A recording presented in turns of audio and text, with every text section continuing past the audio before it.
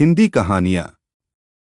समय के साथ अकबर बीरबल के किस्से मशहूर होने लगे और अपनी रोचकता एवं मनोरंजन की क्षमता के कारण इन किस्सों ने बहुत लंबा सफर तय किया है। आज भी ये किस्से बड़े चाव से पढ़े सुने जाते हैं। तो आइए उन्हीं किस्सों में से एक किस्सा हम सुनते हैं, जिसका नाम है बादशाही मुर्गियों के बीच इकलौता मुर्दा। जब बीरबल का जवाब सुनकर अकबर भी अचकचा गए और मंत्रियों व दरबारियों की जुबान लज्जा के कारण खुल नहीं पाई। अकबर और बीरबल के बीच संबंध कुछ इस तरह प्रगाढ़ हो चले थे कि उनके बीच मर्यादा और औपचारिकता की सीमाएं टूटने लगी थीं। कई बार उनके बीच चलने वाली नोकझोंक में अनुशासन का पालन हो पाना बहुत मुश्किल हो जाता था और उसकी चपेट में सारे दरबारी भी आ जाते थे। एक बार अकबर ने बीरबल को बेवकूफ बनाने की सोची। इससे पहले जब कभी भी अकबर ने बीरबल को छकाने का प्रयास किया था, तब उन्हें मुंह की खानी पड़ी थी। इसलिए अकबर ने अपने इस प्रयत्न में मंत्रियों और दरबारियों को भी शामिल कर लिया था। अकबर ने मंत्रियों और दरबारियों को इस बात के लिए राजी किया था कि बीरबल जब दरबार में आएंगे, तब वे उन्हें बताएंगे कि रात को उन्होंने एक स्वप्न देखा है, जिसमें एक फरिश्ते ने उनसे कहा कि राजमहल के पास जो तालाब है, उसमें उनके दरबारी बारी बारी से गोता लगाएं। जो दरबारी एक अंडे के साथ तालाब से निकलेगा, वह शरीफ होगा, और जो बिना अंडे के बाहर निकलेगा, वह होगा पक्का शैतान।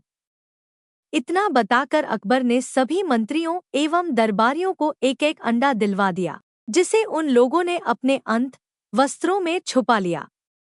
जब दरबार में बीरबल आए तो अकबर ने अपने सपने का ऐलान करते हुए सपने का विवरण दिया और इसके बाद मंत्रियों एवं दरबारियों से चलकर तालाब में बारी बारी से डुबकी लगाने को कहा।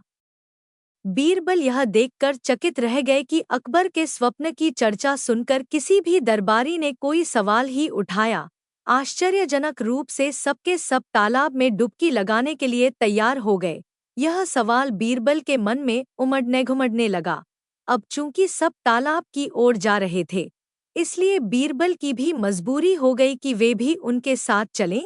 बीरबल ने एक विचित्र बात यह भी महसूस की कि सभी दरबारी अधिक चपल और प्रसन्न दिख रहे थे। बादशाह, जो ऐसे मौकों पर बीरबल को साथ रखना पसंद करते थे, अपने मंत्रियों के साथ चल रहे थे। इस भीड़ में बीरबल खुद को अकेले पा रहे थे। तालाब के किनारे पहुंचने के बाद अकबर के बैठने की व्यवस्था हुई। बादशाह के तख्त के पास टोकरी भी रख दी गई। थोड़ी ही देर में तालाब के आसपास का नज़ारा बदल गया। एक एक करके दरबारी तालाब में उतरते, डुबकी लगाते और हाथ में अंडा लिए बाहर निकलते। वे अंडे को बादशाह के पास रखी टोकरी में रखकर तख्त के दूसरी तरफ दरबारियों के लिए बनाए गए स्थान पर जाकर बैठ जाते। सभी मंत्रियों और दरबारियों ने डुबकी लगा ली थी। सबके सब अंडे के साथ तालाब से बाहर आए थे। अंत में अकबर कहा, बीरबल, अब तुम भी डुबकी लगा ही लो। बीरबल का मस्तिष्क तेज गति से काम कर रहा था।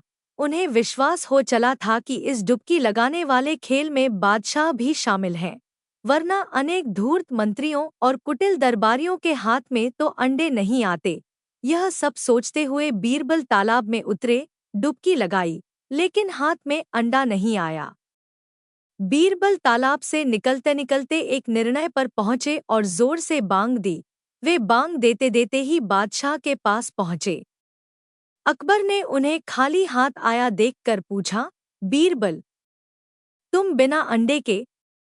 बीरबल ने फिर से जोरदार बांग लगाई और कहा, जहां पनाह, आपकी अंडा देने वाली मुर्गियों के बीच मैं ही तो एकमात्र मुर्दा था।